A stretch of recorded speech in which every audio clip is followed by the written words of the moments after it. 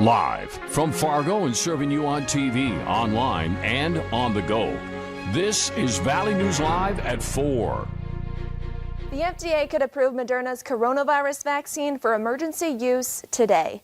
This comes as many states say they've been shorted on Pfizer's vaccine shipments. Minnesota Governor Tim Walz says the state was promised 40% more than what they got. Tonight on Valley News Live at 5, local health experts weigh in on how it could affect when you get the shot. And here's a look at today's top 4 at 4. Police Bemidji are asking for your help finding 2 missing girls. 17-year-old Elizabeth Dominiquez was last seen in the southeast part of town at midnight last night. She's 5'3" with brown eyes and orange-colored hair. She also has a tattoo on her right arm. And 15-year-old Kayleen Burnett was last seen at Northern Star Apartments this morning at around 1. Kayleen is 5'4" with brown eyes and brown and red hair. This is the 5th teenager from Bemidji to go missing this week. Police say each girl left the area on her own. And students in Moorhead could be back in the classroom soon. The district is changing its learning model to bring elementary students back to in-person learning. They say they're hoping to bring back pre-K through 2nd graders on January 5th. Grades 3 and 4 should be back on the 19th, and grades 5 through 8 on February 1st. Now they just have to wait for the state's regional response team to approve the changes. And millions of Americans were hoping for a coronavirus relief from Congress this week, but now that seems unlikely to happen.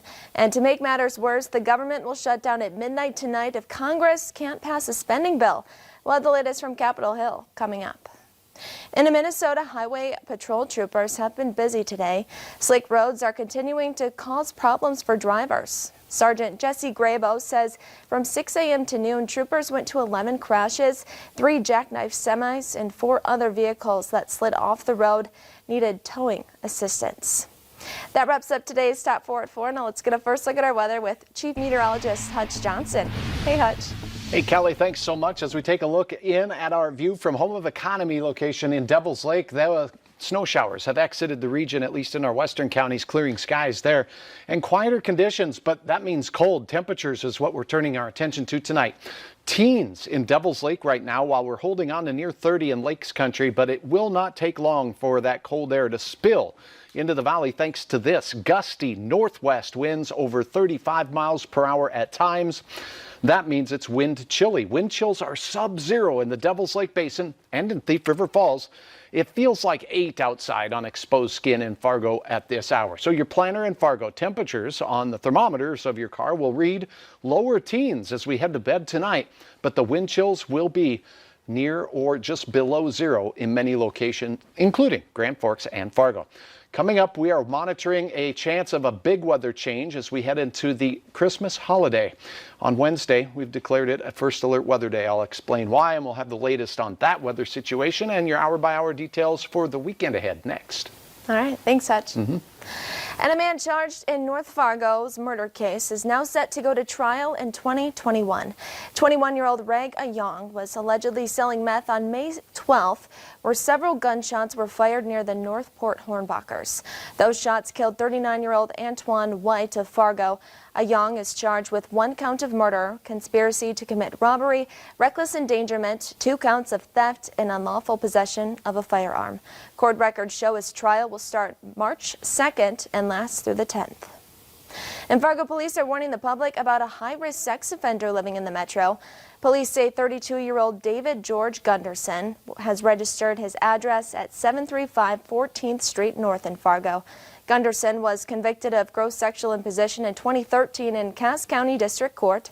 Court documents say he assaulted a 17-year-old girl while she was passed out. He was also convicted of sexual abuse in 2005 in U.S. Juvenile Court in South Dakota. And a judge clears a North Dakota man following a school bus crash in the Southern Valley. A North Dakota school bus driver is not guilty of aggravated reckless driving after a crash with a train last year near LIDGERWOOD. 70-year-old Michael Scraw was charged after an investigation by the State Patrol. The bus Scraw was driving was hit at a crossing on December 19th of last year and tipped on its side. AP News is reporting Scraw says he didn't see the approaching train. He was acquitted yesterday after a judge found no negligence on his part. 18 students were on the bus, 5 were taken to the hospitals, and 1 suffered a broken back. And a warning today from the Otter County officials after an ATV pulling an ice house crashed through thin ice on the lake. Deputies went to the lake about 1 mile southwest of Highway 78. They say ice in that area was only about 1.5 inches thick.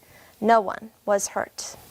And police in Austin, Minnesota are calling a teenage boy, a hero after he died while saving his mom for a domestic assault. Court documents say 27-year-old Jamie Vaca and his wife were having an argument when the teenager got involved. He kicked in their bedroom door and saw Vaca with his hands around his mother's throat. Vaca then grabbed a knife and stabbed the boy. Police say 5 younger children were hiding upstairs during the attack, but they weren't hurt. The victims' names have not been released. And it looks like a white Christmas is unlikely for a lot of us. Minnesota has only added about ½ inch of snow this month. This comes after record-breaking October snowfall, 9 inches. December 2020 is on track to tie with the least snowy December ever. And a 7-year-old boy from Kentucky put a smile on faces of those who work at the Grand Forks Police Department. Aiden wrote Christmas cards to everyone at the department, which is over 100 cards. The department says this is Aiden's 2nd year of making it his goal to bring smiles to first responders around the country. You can follow along with him on Facebook on his page on Aiden's Journey. And thanks to those of you who have joined us in trying to help out the Great Plains Food Bank. Our virtual food drive hit the $16,000 mark, but our neighbors in need still need your support. If you're willing to help, there are a number of items you can purchase and donate right from your phone. Download our free VNL News app, look for the virtual food drive, and click to donate. And coming up on Valley News Live at 4, Congress has been discussing a crucial coronavirus relief bill all week. We'll tell you when you could get another check. Next. This morning started out with some flying flakes and mixed precipitation from the Southern Valley and the Lakes country. That's long gone, and now we're turning our attention to cold taking hold tonight. I'll have details on that, and we'll fill you in on our first alert weather day for next Wednesday right after this.